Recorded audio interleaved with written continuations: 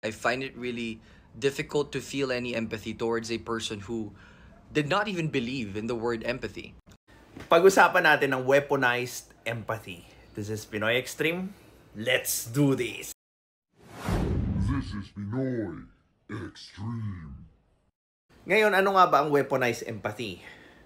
Well, weaponized empathy is when you use it not for compassion, but for control, or para patahimikin yung mga taong gustong magkaroon ng dissent or other opinion, at para mamanipula mo yung emotions nung taong kausap or kaargumento mo. Ito yung mga example ng weaponized empathy. Selective empathy. People are pressured to feel for certain groups or individuals, but empathy is withheld or even condemned for others, depending on political or cultural alignment. Ito yung klase ng empathy na kung saan ibinibigay lang or pinipilit nilang ibigay mo lang doon sa grupo or sa mga taong kabilang doon sa ipinagtatanggol nilang grupo. Like for example, kulay ng politika, kakampings, pinklawan, loyalista, DDS, so on and so forth. For example, yung injustice ay ginawa sa grupo nila. Ngayon, they will force you or force empathy out of you because nakakaawa sila, nagawan sila ng hindi maganda, so on and so forth. But pag yung kalaban nilang grupo, yung gagawa ng hindi maganda or injustice, okay lang. That's selective empathy. Another one is emotional blackmail. Instead of rational debate, empathy is used to silence dissent. If you disagree, you must not care about people's suffering. Ang pinakamagandang example niyan ay yung tanong na, do you understand women's suffering? Do you understand men's suffering? Now, if you understand the woman's suffering, then dapat kumampi ka sa akin. Kasi naiintindihan ko sila. O, diba? That's one of the best example of blackmail or emotional blackmail.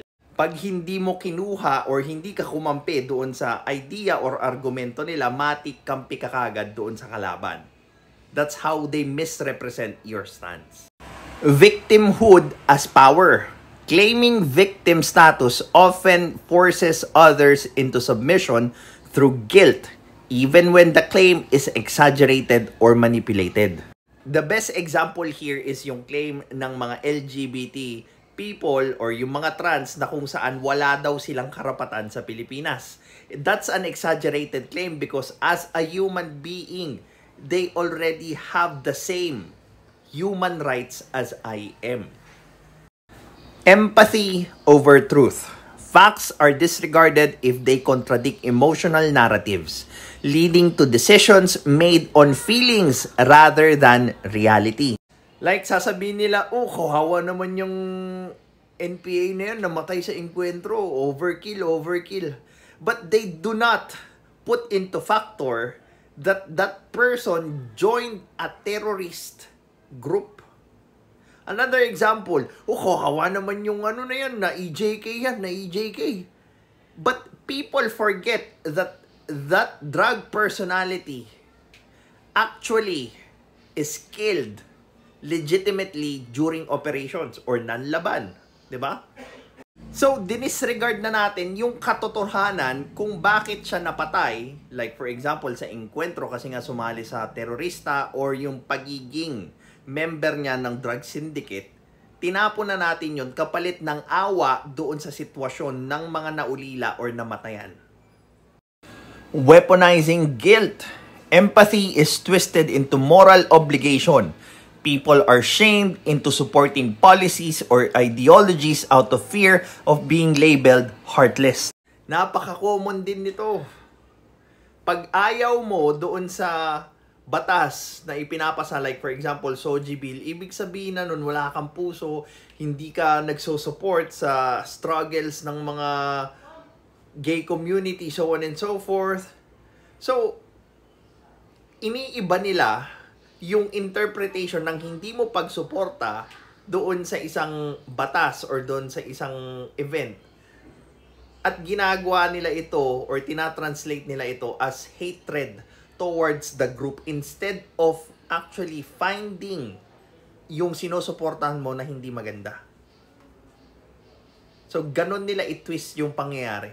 So, matik, pag hindi ka sumusuporta doon, ay, galit ka sa kanila, misogynist, homophobic, yung mga phobia na ililabel nila sa'yo, kasi nga, hindi mo sinusuportahan yung mga layunin nila.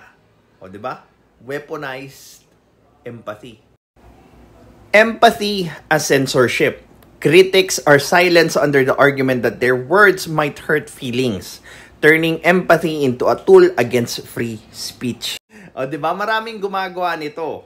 Hinuhugot kagad nila yung victim card and they will say that I'm hurt, I'm offended.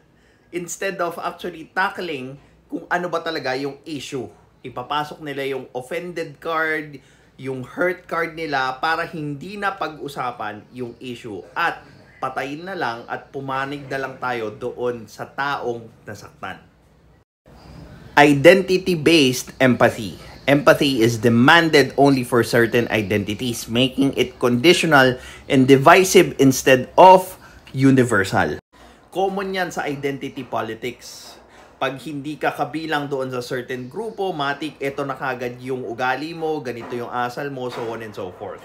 So, ginagamit nila yon para i-label ka na masama, i-label ka na hindi mabuti, just because you support a certain idea at ginagawa na nila itong buong pagkatao mo. Tricky, right? So these are the different ways kung paano kinokontrol or ginagamit yung empathy na yan para kontrolin yung utak or desisyon ng isang tao para pumanig doon sa nakakaawa, doon sa emosyon ng ibang grupo. Kaya madali tayong masway gamit yung emotion. But what I can say is that we should be critical about those people who are bringing up empathy. Because again, at the end of the day, they want you to be emotional and they do not want you to be critical. Well, this is Pinoy Extreme. Have a great day.